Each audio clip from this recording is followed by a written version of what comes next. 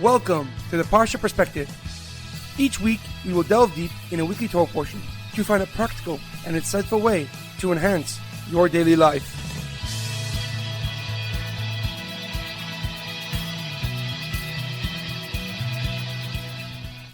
Thank you for tuning in.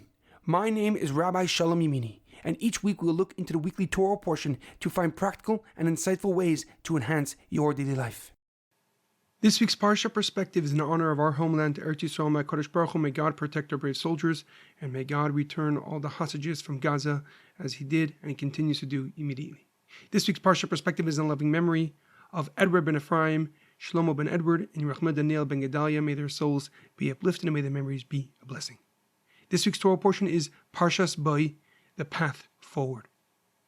Our Torah portion begins by concluding the story of Yetzias Mitzrayim. We begin with the final three plagues that God struck the Egyptians with for enslaving the Jewish people. The first of these plagues was Arba, locust. Swarms of grasshoppers descended upon Egypt, consuming every crop and blade of vegetation, leaving the land completely barren.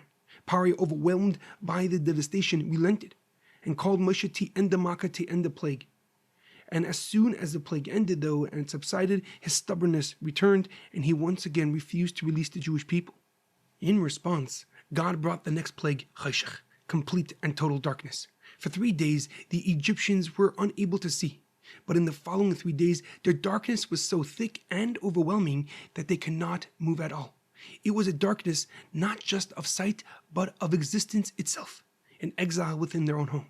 When the plagues of locusts and darkness ended, Pharaoh summoned Moshe and offered to let the Jewish people leave, but without their cattle and livestock. Moshe refused, declaring that they would not leave behind even a single animal, for their departure was not one of escape, but of complete redemption. Enraged, Pharaoh dismissed Moshe Rabbeinu and warned him never to appear before him again. Then came the final and most devastating Makkah, the most devastating plague, Makas Bacharis, the death of all firstborns. At the stroke of midnight, a wave of death spread across Egypt, sparing not a single firstborn, as cries of mourning filled the land of Egypt. Pharaoh himself, a firstborn, rushed to find Moshe Rabbeinu and ordered him to take the Jewish people immediately out of Egypt. There was no more negotiations and no more refusals. The Jewish nation gathered their belongings and wealth that the Egyptians handed over willingly, and on the 15th of Nisan, in broad daylight, the Jewish nation left Egypt as a free people, beginning the journey that would change the course of history. However, a question comes to mind. At the beginning of the Parsha, God tells Moshe Rabbeinu that he has hardened Pharaoh's heart and declares the man to saper ba'oznei bincha uvnei vinecha, eis asher hesalalti b'mitzrayim ves oisa asher samti bam, v'idaitem keni havaya, so that you may tell your children and your grandchildren how I made a mockery of the Egyptians, and place my signs amongst them, so that you will know that I am the Lord. But why does God describe Arba, the plague of locusts, as a mockery of the Egyptians? What is about this specific and particular plague that expresses that it's not just a punishment but a ridicule? The earlier plagues inflicted suffering, yet here God emphasizes that the Egyptians must be made into an object of scorn and of fun. Why does this plague signify the mockery, and what is this necessary for the Jewish people to recall for generations to come?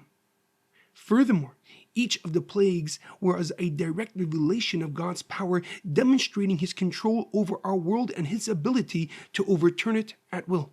So why does God end this specific plague with Ani Havaya, that I am the Lord, in a way that others seemingly do not? If all plagues broke the Egyptians' arrogance, then why this plague of locust, of Arba, was highlighted as a pivotal moment of recognition? I am the Lord. The Ibn Ezra, Rav Avram ben Meir Ibn Ezra, a leading commentary from the Middle Ages, answered this question by explaining that God encouraged Moshe to remain persistent in his mission to confront Pharaoh. Moshe might have thought that there's no point in warning Pharaoh, since God already hardened his heart, making Pharaoh unwilling to listen.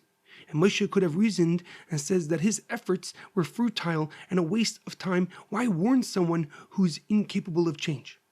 And therefore God reassures Moshe that the purpose of the plagues was not just to free the Jewish people and bring them out of Egypt, but to ridicule the Egyptians and expose how powerless they truly are. The arba, the locust, served as a perfect example of this.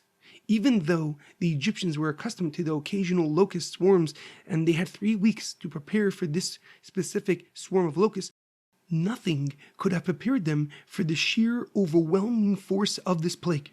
The sheer size and magnitude of the infestation would consume everything in sight, demonstrating that their so-called power and control were meaningless before the kings of all kings, HaKadosh Baruch Hu, God himself.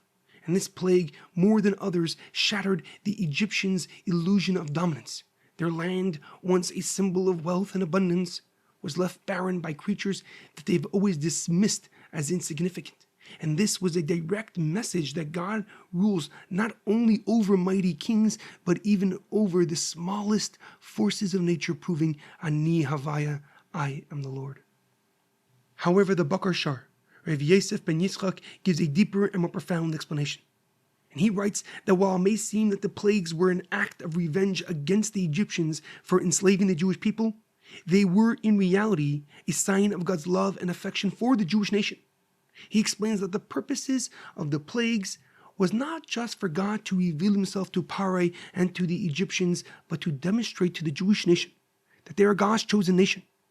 And God was not just punishing the Egyptians, he was awakening within the Jewish people their true identity, showing them that he watches over them and that their suffering never has or never will be ignored. Their mission is to illuminate the world with values that transcend human logic, to live by morals and principles that reflect a higher and divine truth, to show compassion and kindness to those in need, not only by alleviating their suffering, but empowering them to stand on their own, to remain united not just in times of hardship, but as a continuous, enduring way of life.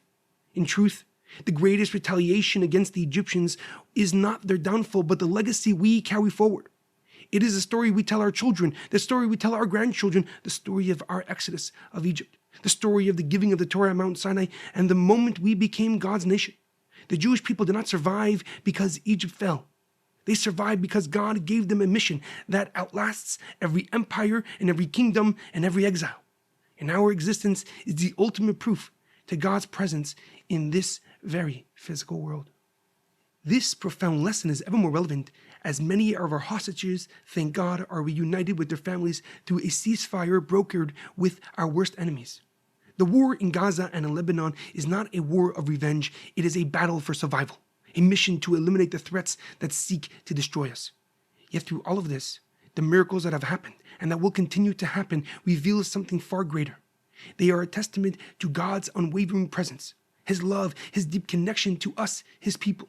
And just as the Jewish nation left Egypt with their heads held up high, not as victims, but as a free people, embracing their destiny, so too may the remaining hostages return home with their dignity unshaken, despite the suffering they endured, and may their exodus from captivity stand as a testament to God's love and as powerful, as undeniable as our redemption, as our Yetzias Mitzrayim, as our redemption from Egypt.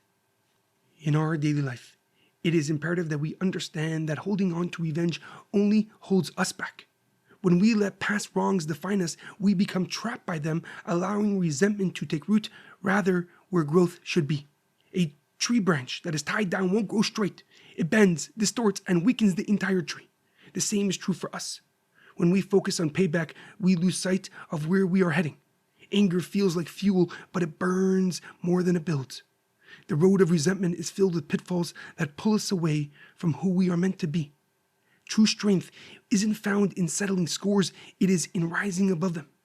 We don't move forward by forgetting the past, but by refusing to let it define us.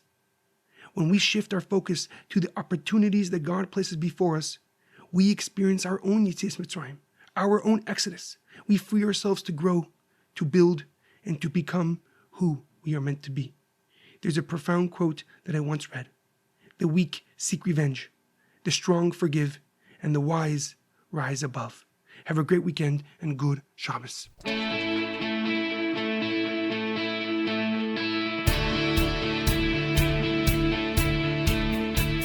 Thank you for tuning in to the Parsha Perspective. Check out our website, theparshaperspective.com. Send thoughts and comments to theparshaperspective@gmail.com. Till next time, thanks for listening.